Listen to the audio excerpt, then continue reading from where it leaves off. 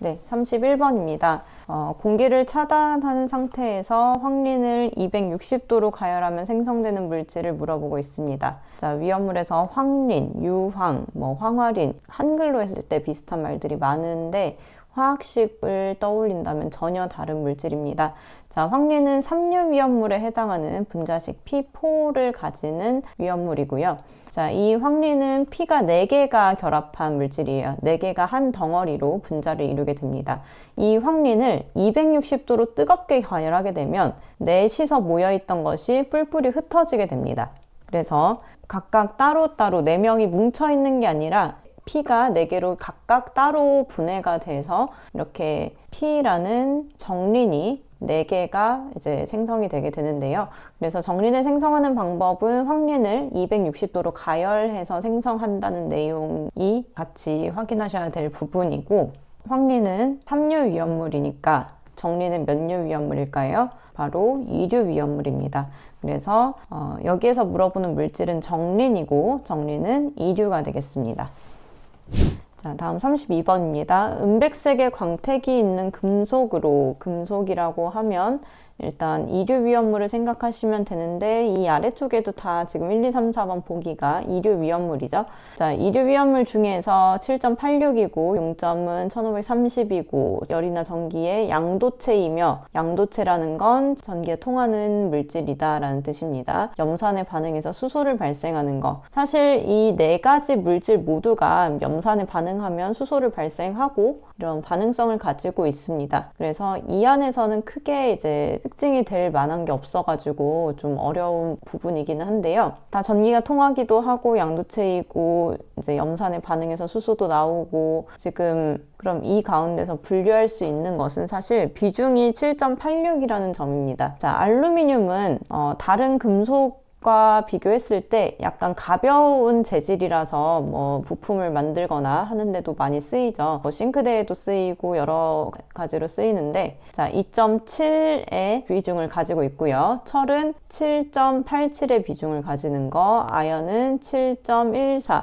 그리고 마그네슘은 1.74의 비중을 가지게 됩니다. 그래서 비중이 7.86인 것은 철을 의미하는 거라서 2번이 답이 되는데, 이러한 유형의 문제는 사실 뚜렷하게 우리가 기억할 수 있는 특징이 많지는 않기 때문에 그렇게 중요한 문제는 아니라고 보시면 좋을 것 같습니다. 그냥 넘어가셔도 괜찮은 문제고요. 자, 33번입니다. 톨루엔의 성질을 벤젠과 비교한 것. 자, 톨루엔은 C가 6개, H가 5개, CH3인 물질이고, 벤젠은 C6H6. 벤젠에 메틸이 달린 것이 톨루엔이라고 보시면 되겠습니다. 자, 그러면 톨루엔의 독성을 한번 살펴보도록 하겠습니다. 지금 우리 교재에도 나와 있는 내용인데요. 톨루엔의 독성은 1250mg, 그 밑에 경구라고 쓰여 있는 물질은 그 G가 입을 통해서 흡수했을 때 사망에 이르는 농도가 1250mg이라는 뜻입니다. G가 1250mg을 섭취했을 때 독성이 반응이 일어난다는 것이고, 벤젠은 같은 조건에서 25mg입니다. 자, 이렇게 됐을 때 어떤 뜻이냐? 벤젠은 25mg 먹어도 G가 죽는 정도에 이르는 거고, 톨루엔은 1250mg을 먹었을 때 죽음에 이른다 라고 하면은 뭐가 더 독한 걸까요? 바로 적게 먹었을 때 죽음에 이르는 게 더 독한 거겠죠. 그래서 톨루엔보다 벤젠의 독성이 더 큰 것이니까 독성은 벤젠보다 작습니다. 자, 인화점의 경우에는 톨루엔이 4도씨 그리고 벤젠이 영하 11도씨입니다. 자, 그러면 톨루엔이 더 인화점은 높겠죠. 그래서 높다 맞고요. 자, B점은 기억하기는 어렵지만 110.6도씨라고 합니다. 그리고 이제 벤젠의 경우에는 80도씨가 되고요. 용점은 둘 다 액체이죠.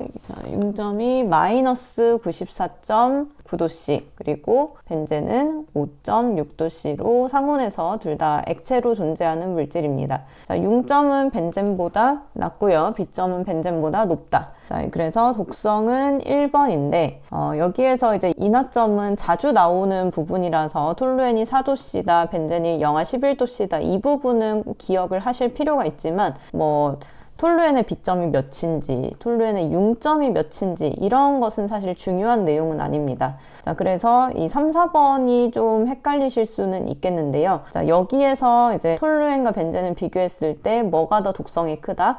벤젠이 더 독성이 크다라는 점을 한번 짚고 넘어가도록 하겠습니다. 자, 벤젠은 1급 발암물질로서 이 분자 구조 자체가 육각형으로 뾰족하게 되어 있기 때문에 세포에 닿았을 때 세포를 무한히 이제 비정상적으로 분열시킬 수 있는 암에 걸릴 수 있게 하는 그런 물질입니다.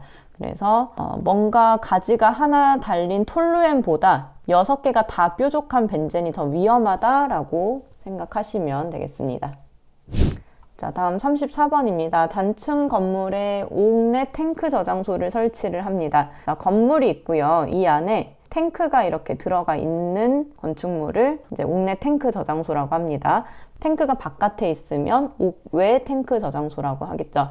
자, 하나의 탱크 전용실에 2개의 옥내 저장 탱크를 설치해서 하나는 에틸렌 글리콜, 하나는 기어유를 저장한다고 합니다. 자, 저장 가능한 지정 수량의 최대 배수는 몇일까요? 옥내 탱크 저장소는 자, 지정 수량에다가 40을 곱한 것보다 적게 보관을 해야 합니다. 자, 웬만한 경우에는 다 40을 곱한 것이 이제 최대 수량이 되겠고요. 근데 사료 위험물 중에 삼석유류랑 동식물유류를 제외한 그 다른 사료 위험물이 뭘까요? 특수이나물, 1석유류, 알코올류, 2석유류, 3석유류. 자, 이런 위험물들은 지정 수량에 곱하기 40을 했을 때 이게 2만을 초과한다, 2만을 넘는다. 그러면 2만 리터까지만 저장을 할 수 있습니다. 자, 사석유류랑 동식물유류는 이미 지정 수량 자체가 6천, 만이기 때문에 40을 곱했을 때 2만이 훨씬 넘어버리죠. 자, 40을 곱했을 때 값을 그대로 저장을 할 수 있고요. 사석유류나 동식물유류가 아닌 사료 위험물, 특수이나물, 1석유류, 알코올류, 2석유류, 3석유류와 같은 경우에는 곱하기 40을 했을 때 2만이 넘으면 저장할 수 있는 양을 2만 리터로 한다라는 뜻입니다. 그러면 에틸렌 글리콜은 어떨까요? 에틸렌 글리콜은 3석유류 수용성에 해당하는 물질이죠. 기어유는 몇 석유류인가요? 4석유류입니다. 자, 3석유류 수용성이니까 지정 수량은 4,000리터고요. 4,000리터에 40을 곱했을 때 어떤 값이 나오냐면 16만이 맞죠? 자, 16만일 때 이 3석유류는 40을 곱했을 때 2만이 넘으면 몇 가지 저장한다? 2만까지만 저장한다고 위에서 설명을 했습니다. 그러면 에틸렌 글리콜은 저장할 수 있는 양이 16만이 아니라 2만 리터가 됩니다. 자, 기어유는 지정 수량 곱하기 40을 한 만큼 그대로 저장을 할 수 있으니까 사석유류 6,000리터고 6,000리터에 지정 수량 40을 곱한 24만 리터만큼 다 저장을 할 수 있는 거예요. 그러면 지정 수량이 40배를 저장할 수 있는 거고요. 자, 에틸렌 글리콜은 2만 리터까지 저장을 할 수 있으니까 지정 수량 4,000리터를 기준으로 몇 배냐 하면 5배까지 가능합니다. 근데 이렇게 2개를 합쳐서 지정 수량의 40배까지만 저장할 수 있기 때문에 에틸렌 글리콜이 5배면 기어유가 40배가 들어가는 게 아니라 35배가 들어가서 둘을 합친 양이 40을 넘지 말아야 합니다. 자, 사실 옥내 탱크 저장소의 지정 수량을 40을 곱한 만큼을 저장할 수 있다는 내용은 기능사나 산업기사에서 또는 이제 다른 문제에서 잘 나오는 내용이긴 한데요. 기능장의 특징이 일반적인 이론을 가지고 응용할 수 있는 능력을 보는 것이라고 했죠. 그래서 이 내용을 가지고 이제 몇 석유류인지 품명을 가지고 구분할 수 있는지랑 거기에 이제 전체 양이 40배가 넘지 않도록 컨트롤 하는지까지도 보는 그런 문제입니다. 자, 조금 까다롭기는 한데 이거는 그냥 넘겨서는 안 되는 문제라서 34번에 대한 내용은 이제 중요하게 다시 한번 꼭 이해하시고 넘어가시면 좋겠습니다. 자, 여기가 5배고 35배인 이유는 둘을 합쳐서 40배가 넘지 말아야 하기 때문에 그렇습니다. 자, 35번입니다. 사료 위험물 중 보기에 모두 해당하는 위험물 을 찾아보도록 할게요. 옥내 저장소에 저장 취급하는 경우 바닥 면적을 1000제곱미터로 해야 한다. 자, 옥내 저장소의 바닥 면적은 1000제곱미터, 2000제곱미터 이렇게 저장할 수 있는 넓이가 정해져 있는데 옥내 저장소가 1000제곱미터인 경우는 위험한 물질, 위험 등급이 1등급인 물질 또는 사류의 경우에는 1등급과 2등급인 물질은 1000제곱미터의 면적 안에서 저장을 해야 하고요. 2000제곱미터로 해야 하는 경우는 2등급, 3등급인 물질들, 그럼 사류 위험물의 경우에는 3등급인 물질들에 대해서 저장을 해야 합니다. 자, 그러면 저장 창고의 바닥의 면적은 1등급이나 2등급에 해당하는 위험물이 되겠죠. 사류 위험물 중에 1등급인 것은 특수이나물, 2등급인 것은 알코올류, 일석이류에 해당합니다. 그러면 위험 등급이 2등급에 해당하니까 특수이나물을 제외한 알코올류나 일석이류가 되겠죠. 그리고 저장 취급할 때 법정에 접지도선을 설치한다. 접지도선을 설치해야 되는 위험물은 특수이나물, 일석유류, 이석유류입니다. 자, 그러면 계속 공통적으로 나오는 말이 이제 일석유류가 되겠죠. 그래서 이 1, 2, 3, 4번 중에서 일석유류를 찾아보겠습니다. 디에틸에테르는 특수이나물 이고요. 그리고 피리딘의 경우에는 일석유류, 그리고 클레오소트유는 삼석유류, 그 다음에 구형 알코올은 사류 위험물 자체도 아닙니다. 이류 위험물이고 인화성 고체에 해당하는 위험물이니까 아예 사류 위험물에 해당하지를 않죠. 구형 알코올에서 알코올이 있다고 해서 알코올류로 생각하시면 안 됩니다. 자, 그래서 이 안에서 일석유류를 골라주시면 되겠고, 이렇게 뭐 접지도선을 어디에 선정을 해야 하는지까지 굳이 뭐 알지 못하더라도 옥내 저장소의 바닥 면적은 1000제곱미터인 경우는 위험 등급이 1등급인 위험물, 사류 위험물의 경우에서는 위험 등급 1, 2등급인 경우, 2000제곱미터인 경우에는 2, 3등급, 사류의 3등급인 경우, 이 내용만 가지고서도 충분히 풀 수 있는 문제입니다. 그래서 여기에서 중요하게 알고 가셔야 할 개념은 옥내 저장소의 바닥 면적하고요. 접지도선을 하는 위험물은 특수이나물과 일석유류, 이석유류까지 다 이 내용을 잘 정리를 하시고 가시면 좋겠습니다. 방금 문제에 이어서 이 문제도 주어진 개념을 활용하는 문제이니까요. 이런 유형은 중요한 문제라고 볼 수 있겠습니다. 자, 36번입니다. 이 정도의 단순한 문제는 의심이 갈 정도로 이제 가볍죠. 자, 지정 수량이 100kg이 아닌 것을 찾아보면요. 정리는 이류 위험물의 백황유적이니까 100kg 맞고요. 철분은 이류 위험물의 500kg. 유황, 황화린 모두 다 100kg에 해당하는 물질이니까 아닌 것은 2번이 되겠습니다.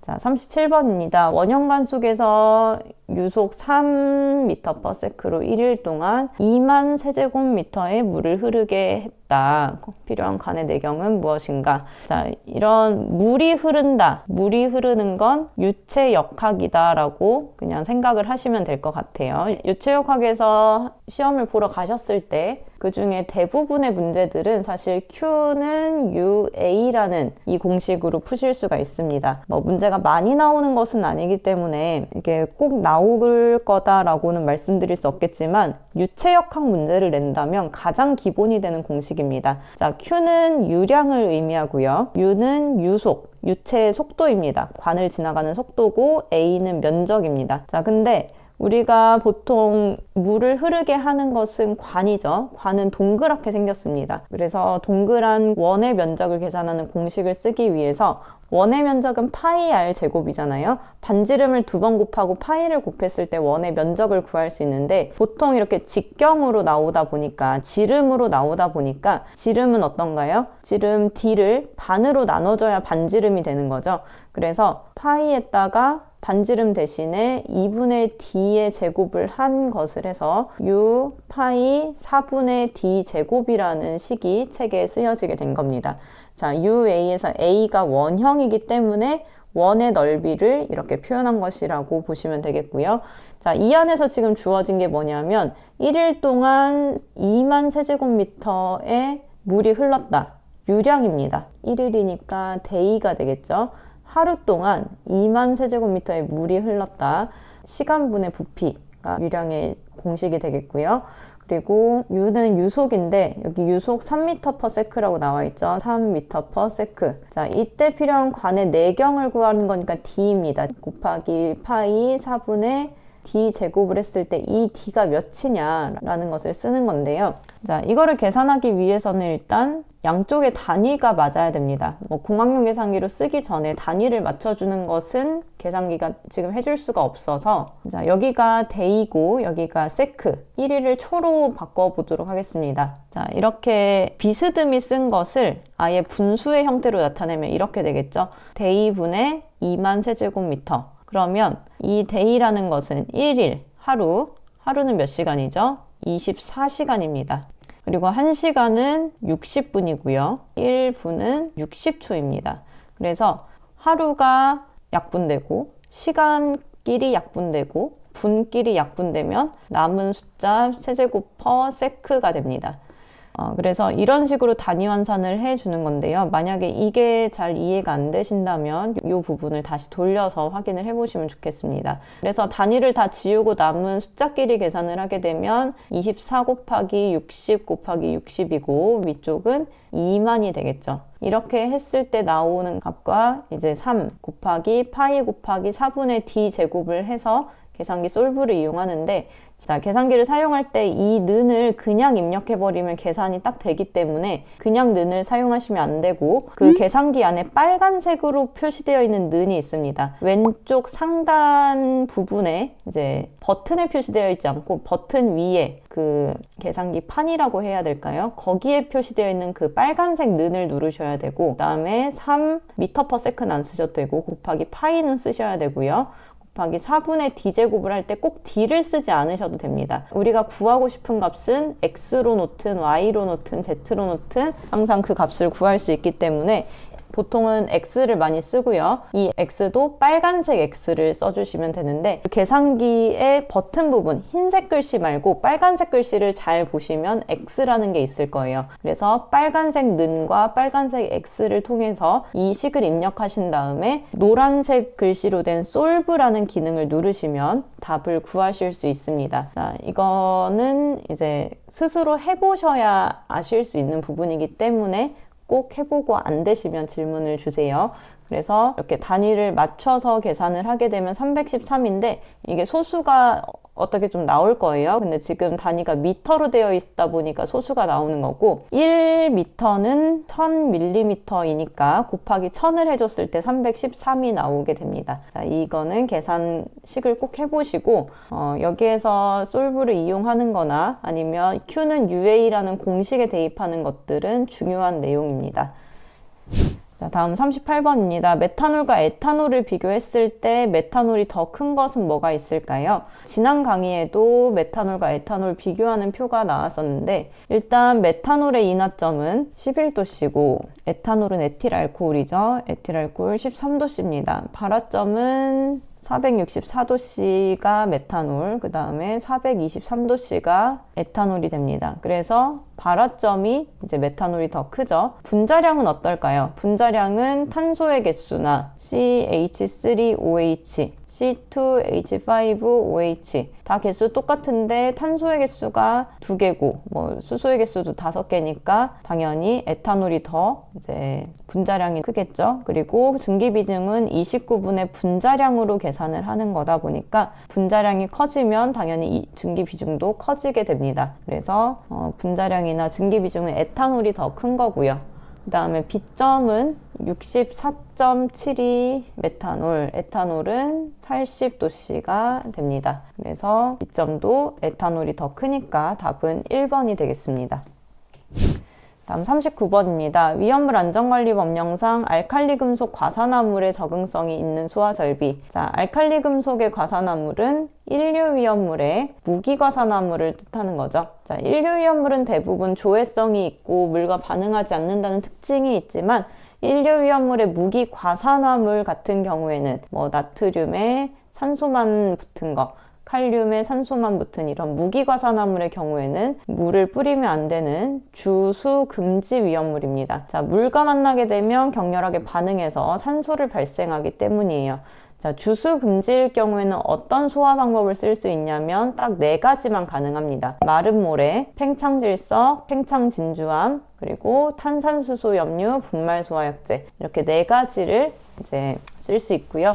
그래서 물을 뿌리면 안 되는 위험물이 1류의 무기과산화물, 2류의 철마분, 3류의 금수성 물질들이 있습니다. 이 경우에는 항상 마른 모래, 팽창질석, 팽창진주암, 탄산수염료 분말 소화제를 사용해야 된다는 것을 중요하게 보시면 좋겠습니다.